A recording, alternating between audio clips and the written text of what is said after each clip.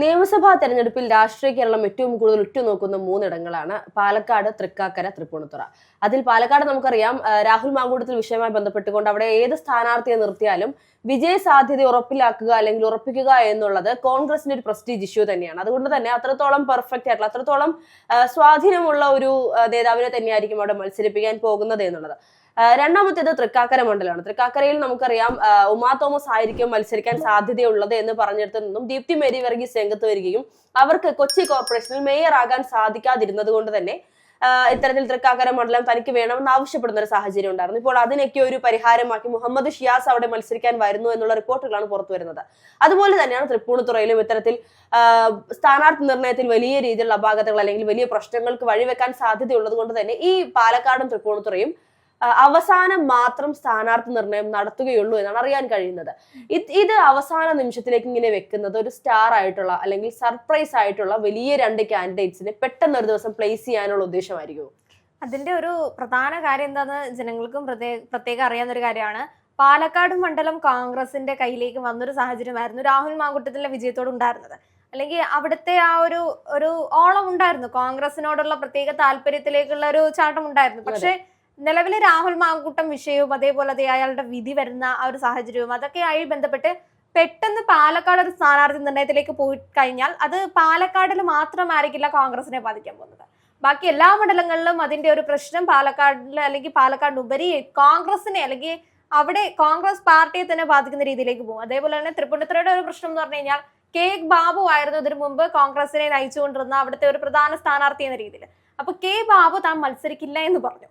അപ്പൊ ആ ഒരു സാഹചര്യത്തിൽ പകരം ആരല്ലെങ്കിൽ പൊതുവെ കോൺഗ്രസിൽ ഉണ്ടാവുന്ന ഒരു പ്രശ്നമാണ്, എല്ലാവർക്കും ഓക്കെ ആവുന്ന ഒരു സ്ഥാനാർത്ഥിയെ കൊണ്ട് നിർത്തിയാൽ മാത്രമേ കൃത്യമായ ഒരു പ്രവർത്തനം നടക്കുള്ളൂ. അല്ലെങ്കിൽ അതിപ്പോ കോൺഗ്രസിന് മാത്രമല്ല മിക്കയിടങ്ങളിലും നമ്മൾ കാണുന്ന ഒരു കാര്യമാണ്, തമ്മിൽ താല്പര്യമില്ലാത്ത സ്ഥാനാർത്ഥികളെയാണ് കൊണ്ടു നിൽക്കുന്നതെങ്കിൽ ഈ പറയുന്ന പ്രവർത്തനങ്ങൾ ചെയ്യുന്ന അല്ലെങ്കിൽ പ്രവർത്തകർ അധികം അങ്ങോട്ട് ഉത്സാഹിക്കാതെ അങ്ങനെ അത്ര രീതിയിൽ ഒരു ഉഴപ്പൻ പ്രവർത്തനങ്ങളിലേക്ക് പോയി കഴിഞ്ഞാൽ കൈവിട്ടു പോകും. അല്ലെങ്കിൽ ആ ഒരു രീതിയിൽ ഇത്തവണയെങ്കിലും തിരിച്ചു വരാമെന്ന് പറയുന്ന കോൺഗ്രസിന്റെ മോഹമാണ് പൂവണിയാതെ പോകുന്നത്. അതുകൊണ്ട് തന്നെയാണ് പാലക്കാടും തൃപ്പൂണിത്തുറയും അവസാന നിമിഷം നമുക്ക് സ്ഥാനാർത്ഥി പ്രഖ്യാപനം മതി, അതിനു മുൻപുള്ള സ്ഥലങ്ങളിലേക്ക് ജനങ്ങൾ പ്രതീക്ഷിക്കുന്നത് പോലെ അല്ലെങ്കിൽ മാധ്യമങ്ങൾ പ്രതീക്ഷിക്കുന്നത് പോലെ തന്നെ സ്ഥാനാർത്ഥികളെ ആദ്യ സമയങ്ങളിലൊക്കെ അതേപോലെ പ്രസിദ്ധീകരിക്കാം അല്ലെങ്കിൽ അവരുടെ പേരുകളൊക്കെ പുറത്തേക്ക് വിടാമെന്നൊരു സാഹചര്യത്തിൽ കാരണം കോൺഗ്രസ് നിലവിൽ ചർച്ചകളൊക്കെ നടക്കുന്നത്. അല്ല, തൃപ്പൂണിത്തുറയിൽ എന്തുകൊണ്ടായിരിക്കാം ഇങ്ങനെ ഒരു ത്രിശങ്കുവിലേക്ക് കാര്യങ്ങൾ എത്തിക്കുന്നതിനുള്ള പ്രധാനപ്പെട്ട റീസൺ എന്ന് പറയുന്നത്?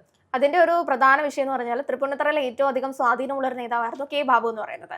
കോൺഗ്രസ് സ്ഥാനാർത്ഥിയാണ്, അദ്ദേഹം മത്സര രംഗത്തേക്കില്ല. ഇപ്പൊ ചില സ്ഥലങ്ങളിൽ ഇവരെയാണ് ഞങ്ങൾക്ക് ആവശ്യം അല്ലെങ്കിൽ ഇവരായിരിക്കും. ഇപ്പൊ പുതുപ്പള്ളിയിൽ ചാണ്ടി ഉമ്മൻ മത്സരിക്കുന്ന സമയത്ത് അവിടുത്തെ ജനങ്ങൾക്ക് ഓക്കെയാണ്, കാരണം ഉമ്മൻചാണ്ടിയുടെ മകനാണ്, അദ്ദേഹം അവിടെ മതി അല്ലെങ്കിൽ ആ ഒരു രീതിയിലേക്ക്. അതുകൊണ്ട് ജനങ്ങൾക്ക് ഒരു പ്രത്യേക ഇഷ്ടമുള്ള മണ്ഡലങ്ങളുണ്ട്, അവിടെ ആ സ്ഥാനാർത്ഥികളെയാണ് താല്പര്യം. ഇപ്പൊ ധർമ്മടം എന്ന് പറയുന്ന സ്ഥലത്ത് പിണറായി വിജയൻ എന്തുകൊണ്ടാണ് നിൽക്കുന്നത്? ആ രീതിയിലേക്ക് ചോദിച്ചു കഴിഞ്ഞാൽ അയാൾ അവിടെ നിന്ന് കഴിഞ്ഞാൽ ജയിക്കും, കാരണം അവർക്കാണ് അവിടെ ഏറ്റവും കൂടുതൽ ജനങ്ങളുടെ സപ്പോർട്ട് ഉള്ളത്. ആ രീതിയിലാണ് മിക്കം. അതേപോലെ ഒരു മണ്ഡലമാണ് തൃപ്പൂണിത്തുറ എന്ന് പറയുന്നത്. ആ സ്ഥലങ്ങളിലേക്ക് പ്രത്യേകം ഒരു നമുക്ക് പ്രവർത്തിച്ചേ പറ്റുള്ളൂ, പ്രവർത്തിക്കാതിരിക്കാൻ സാധിക്കില്ല. അതേപോലെ തന്നെ പാർട്ടി നേതൃത്വങ്ങൾക്ക് സ്വാധീനമുള്ള മണ്ഡലങ്ങൾ പോലെയുള്ള ഒരു സ്ഥലമാണ്, കോൺഗ്രസിന് പ്രതീക്ഷയുള്ള മണ്ഡലങ്ങളിലൊന്നാണ് തൃപ്പൂണിത്തുറ എന്ന് പറയുന്നത്. പാലക്കാടിന്റെ പ്രശ്നം രാഹുൽ മാങ്കൂട്ട പ്രശ്നം തന്നെയാണ്.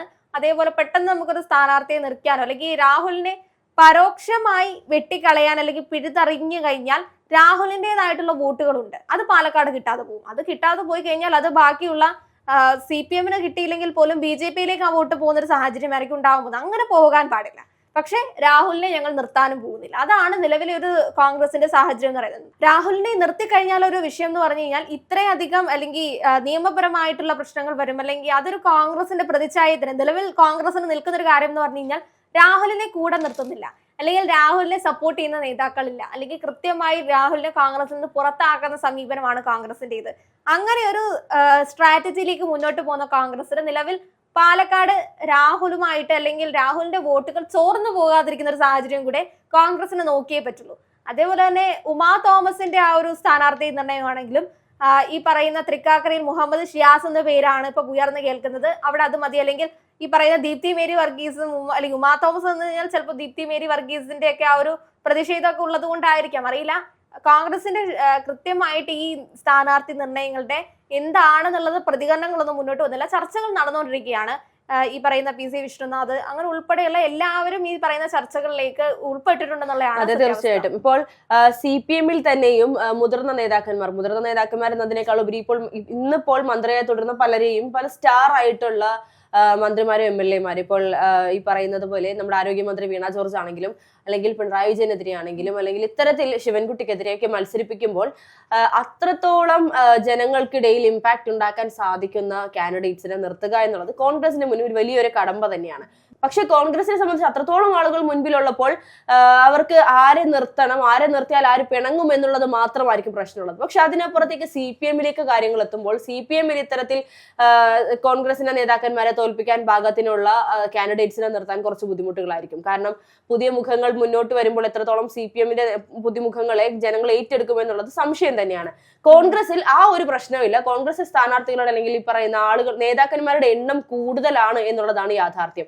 വരുന്ന നിയമസഭാ തെരഞ്ഞെടുപ്പിൽ ഇനിയിപ്പോൾ മത്സരിക്കാൻ വരുന്ന നേതാക്കന്മാർ ആരൊക്കെയാണ്? ഇപ്പോൾ VD സതീശനെതിരെ ആരെങ്കിലും വലിയ സ്റ്റാർ കാൻഡിഡേറ്റ്സിനെ നിർത്തണം. ഇനി CPI നിർത്തുന്ന ആളെ CPM-ന് ഇഷ്ടപ്പെട്ടില്ലെങ്കിൽ സ്വതന്ത്രനെ നിർത്തും. അതുപോലെ തന്നെ NSS-ഉം SNDP-യും കൈകോർത്ത് BJP സ്ഥാനാർത്ഥിയായിട്ടുള്ള BJP-യിൽ നിന്നും സ്ഥാനാർത്ഥിയായി തുഷാർ വെള്ളാപ്പള്ളി ഇറക്കും. ഇത്തരത്തിൽ ഒരുപാട് വാർത്തകളാണ് പുറത്തു വരുന്നത്. നമുക്കത് പ്രഡിക്ട് ചെയ്യാൻ സാധിക്കില്ല ഇനിയിപ്പോൾ ആരായിരിക്കും വരാൻ പോകുന്നത്. എല്ലാം ഒന്നിനൊന്ന് മെച്ചപ്പെട്ട നേതാക്കൾ, എല്ലാം ഒന്നിനൊന്ന് ജനങ്ങൾക്കിടയിൽ സ്വാധീനമുള്ള നേതാക്കൾ, സ്റ്റാർ വാല്യൂ ഉള്ള നേതാക്കൾ, മുഖം പറഞ്ഞാൽ അതായത് പ്രത്യേകിച്ച് ഒരു മുഖവുരയുടെ ആവശ്യമില്ലാതെ മുന്നോട്ട് വരുന്ന നേതാക്കൾ.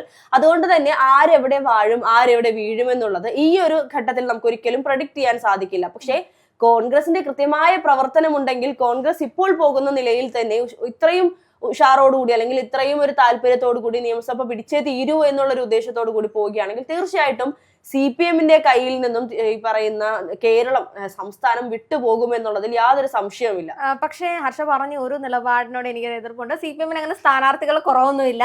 കൃത്യമായിട്ടും ഈ പറയുന്ന എനിക്ക് ആ സീറ്റ് പിടിവലിയുടെ അപ്പുറത്തേക്കും അവര് മത്സര രംഗത്തേക്ക് ഇല്ലാത്ത ആൾക്കാരൊക്കെ മാറി നിൽക്കുന്നുണ്ട്. അവർ പ്രവർത്തനങ്ങളിൽ സജ്ജമാവുന്നുണ്ട്. പക്ഷേ ഇങ്ങനെ മാറി നിൽക്കുമ്പോൾ അവിടെ ആര് നിർത്തും എന്നുള്ളത് അല്ല, മാറി നിൽക്കുക എന്ന് പറഞ്ഞു കഴിഞ്ഞാൽ സ്വാധീനമുള്ള ആൾക്കാരും മാറി നിൽക്കുന്നില്ല. അപ്പൊ ഗോവിന്ദൻ മാസ്റ്റർ ഇവിടെ ഒരു ട്രെൻഡിങ് ഉണ്ടോ എന്ന് ചോദിച്ചു കഴിഞ്ഞാൽ ഗോവിന്ദൻ മാസ്റ്റർ ട്രെൻഡിങ് ഇല്ല. അതാണ് സത്യാവസ്ഥ. അത് പാർട്ടിക്ക് അറിയാം. അതുകൊണ്ടാണ് അവർ മാറി നിൽക്കുന്നത്. അല്ലാതെ ഇപ്പൊ സ്വാധീനമുള്ള ജയിക്കുന്ന മണ്ഡലത്തിൽ നിന്ന് ഏത് സ്ഥാനാർത്ഥിയാണ് മാറി നിൽക്കുന്നത് അങ്ങനെ ചോദിച്ചു കഴിഞ്ഞാൽ CPM-ന്ന് ആരും മാറി നിൽക്കുന്നത് എന്നുള്ളതാണ് സത്യാവസ്ഥ.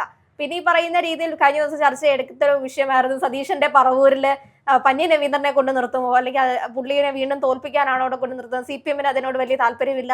CPI മാത്രമേ അവിടെ പ്രവർത്തിക്കുള്ളൂ. ഇങ്ങനെയുള്ള സ്ഥലങ്ങളിലൊക്കെ മാത്രമാണ് CPM-ന് ഒരു സ്ഥാനാർത്ഥി നിർണയങ്ങളില്ലാത്തത്. അല്ലെങ്കിൽ അതിനകത്തിലും അവർക്ക് പ്രത്യേകിച്ച് പേടിയൊന്നുമില്ല. ഇപ്പൊ പന്നി രവീന്ദ്രനെ നിർത്തുകയാണെങ്കിൽ തന്നെ അത്രയും വലിയൊരു സ്റ്റാർ ആയിട്ടുള്ള ഒരു നേതാവിനെ CPM-ന്റെ ഭാഗത്ത് നിന്നും ഒരു വെല്ലുവിളി സ്വീകരിച്ചുകൊണ്ട് നിർത്തുകയാണെന്ന് മാത്രമേ നമുക്ക് പറയാൻ പറ്റുള്ളൂ. അപ്പോ CPM-ന് സ്ഥാനാർത്ഥികൾ ഇല്ല എന്ന് നമുക്ക് പറയാൻ പറ്റില്ല. എല്ലായിടത്തും കൃത്യമായി എല്ലാവരും രംഗത്തേക്ക് ഇറങ്ങുന്ന ഒരു സാഹചര്യം തന്നെയാണ്. ഇപ്പൊ കണ്ണൂരാണെങ്കിൽ കടന്നപ്പള്ളി രാജമചന്ദ്രൻ എന്ന് പറയുന്ന അത്രയും ഒരു ഏജ് ആയിട്ടുള്ള ഒരു സ്ഥാനാർത്ഥിയെ കൊണ്ട് നിർത്തുന്നു എന്നൊക്കെ പറയുന്നു. അപ്പോൾ എല്ലാ സ്ഥലങ്ങളിലും അവരും സജ്ജമായിക്കൊണ്ടിരിക്കുക തന്നെയാണ്. നമുക്ക് അങ്ങനെ പറയാൻ പറ്റില്ല. കാരണം ഒരു തിരിച്ചടി ഉണ്ടാവുന്ന സമയത്ത് ആരാണെങ്കിലും അടുത്ത ഒരു ഇലക്ഷൻ സമയത്ത് അല്ലെങ്കിൽ ഏറ്റവും സങ്കീർണമായിട്ടുള്ള ഈ പറയുന്ന കാര്യമാണ് ഈ പറയുന്ന നിയമസഭ എന്ന് പറയുന്നത്. ഭരണ തുടർച്ച എന്ന് പറയുന്നത് അവർക്ക് ഏറ്റവും അത്യാവശ്യമായിട്ടുള്ള ഒരു കാര്യമാണ്. ആ സമയത്ത് സ്ഥാനാർത്ഥികൾ ഇല്ലാത്തൊരു പാർട്ടിയായിട്ട് ഭരിക്കുന്ന പാർട്ടി നമുക്ക് കാണാൻ പറ്റില്ല. എല്ലാവരും ഈ പറയുന്ന ഈ മത്സര രംഗത്തേക്ക് ഇറങ്ങും. അതേപോലെ നിർണയം ഏത് മണ്ഡലത്തിൽ ആരെയാണ് നിർണയിക്കേണ്ടതെന്നുള്ളത് അതായിരിക്കും ഏറ്റവും കൂടുതൽ പ്രധാനമായിട്ടുള്ളത്. അത് CPM-ന്റെ ഭാഗത്ത് നല്ല രീതിയിൽ ചർച്ചകൾ നടന്നുകൊണ്ടിരിക്കുകയാണ്. ഇപ്പൊ കോൺഗ്രസിന്റെ ഭാഗത്താണ് സജ്ജമായിക്കൊണ്ടിരിക്കുന്നത് എങ്കിൽ പോലും CPM-ന്റെ അതേ ചർച്ചകളൊക്കെ നടക്കുന്നുണ്ടെന്നുള്ളതാണ് സത്യാവസ്ഥ. ഇപ്പോ തൃക്കാക്കരയിൽ CPM-ന്റെ സ്ഥാനാർത്ഥി വരുമ്പോൾ അതും ഒരു സ്റ്റാർ തന്നെയായിരിക്കും. അതേപോലെ പാലക്കാട് ഏറ്റവും ശക്തമായ സ്ഥാനാർത്ഥിയായിരിക്കും CPM നിർത്താൻ പോകുന്നത്. കാരണം ഏറ്റവും അധികം നിലവിലവർക്ക് പ്രതീക്ഷിക്കാവുന്ന ഒരു മണ്ഡലമാണ് അത്. രാഹുലിനെ ആയുധമാക്കി തന്നെയായിരിക്കും CPM ഇവിടെ പ്രവർത്തിക്കാൻ പോകുന്നത്. അപ്പോൾ എല്ലായിടത്തും കൃത്യമായി വാല്യൂ ഉള്ളതാണ്. പിന്നെ സ്റ്റാർ മണ്ഡലങ്ങളിൽ കുറച്ചുകൂടി പറയുന്ന ത്രികോണ പോരാട്ടങ്ങളൊക്കെ നമുക്ക് കാണാൻ പറ്റുമെന്ന് മാത്രമേ ഉള്ളൂ. ഈ പറയുന്ന തുഷാർ വെള്ളാപ്പള്ളിക്ക് വല്ല സ്ഥാനങ്ങളുണ്ട്. അയാൾ എവിടെ നിന്നാലെങ്കിലും എവിടെയെങ്കിലും നിന്നാൽ ജയിക്കുമെന്ന് സംശയമാണ്. അതുകൊണ്ട് പുള്ളിക്ക് ആകെ കിട്ടാൻ പോകുന്ന ഒരു വോട്ട് എന്ന് പറയുന്നത് BJP-യുടെ വോട്ടുകൾ കിട്ടാൻ അല്ലെങ്കിൽ BJP കാൻഡിഡേറ്റ് എന്ന രീതിയിൽ ആ രീതിയിൽ കുറച്ച് വോട്ടുകൾ കിട്ടാൻ ചാൻസ് ഉണ്ട്. പിന്നെ അല്ലാതെ ഈ പറയുന്ന വിഭാഗങ്ങളുടെ വോട്ട് കിട്ടാൻ ചാൻസ് ഉണ്ട്. അതേപോലെ തന്നെ അങ്ങനത്തെ വോട്ടുകളാണ്. ഇപ്പോൾ തൃപ്പൂണിത്തറയാണെങ്കിൽ SC വിഭാഗത്തിലുള്ള നല്ല രീതിയിൽ വോട്ട് ഷെയർ ഉള്ള ഒരു മണ്ഡലമാണ് തൃപ്പൂണിത്തറ എന്ന് പറയുന്നത്. അപ്പൊ ആ രീതിയിൽ അങ്ങനെ ഒരു സ്ഥാനാർത്ഥികളൊക്കെ ആയിരിക്കും. എല്ലാം നോക്കിയിട്ട് മാത്രമേ നമുക്ക് എല്ലാവരെയും നിർത്താൻ പറ്റുള്ളൂ. അല്ലാതെ തൃപ്പൂണിത്തറയിൽ സ്ഥാനാർത്ഥി ഇല്ല എന്ന് പറഞ്ഞാൽ അവിടെ യാതൊരുവിധ ഇൻഫ്ലുവൻസ് ഇല്ലാത്തൊരു സ്ഥാനാർത്ഥിയെ കൊണ്ടുവന്ന് NDO CPM നിർത്തുമെന്ന് നമുക്ക് തോന്നുന്നില്ല. എന്തെങ്കിലുമൊക്കെ ഇൻഫ്ലുവൻസ് ഉള്ള അല്ലെങ്കിൽ പ്രതിച്ഛായെങ്കിലും വേണം, രാഷ്ട്രീയ പ്രതിച്ഛായയുള്ള അങ്ങനെ സ്ഥാനാർത്ഥികളെ കൊണ്ട് നിർത്തും. അങ്ങനെ ആകുമ്പോൾ വലിയ പണിയൊന്നും എടുക്കണ്ട, അവരുടെ പ്രതിച്ഛായ കൊണ്ടെങ്കിലും 2ാം സ്ഥാനമെങ്കിലും നമുക്ക് കിട്ടും. അങ്ങനെ ഒരു സാഹചര്യമെങ്കിലും നിലനിൽക്കുന്ന ഒരു രീതിയാണ്. എന്തായാലും നല്ല രീതിയിലുള്ള സ്ഥാനാർത്ഥി പ്രഖ്യാപനങ്ങളൊക്കെ നടക്കട്ടെ. നിയമസഭയാണ്, ഒരു സ്റ്റാർ പോരാട്ടം തന്നെ ആയിരിക്കട്ടെ.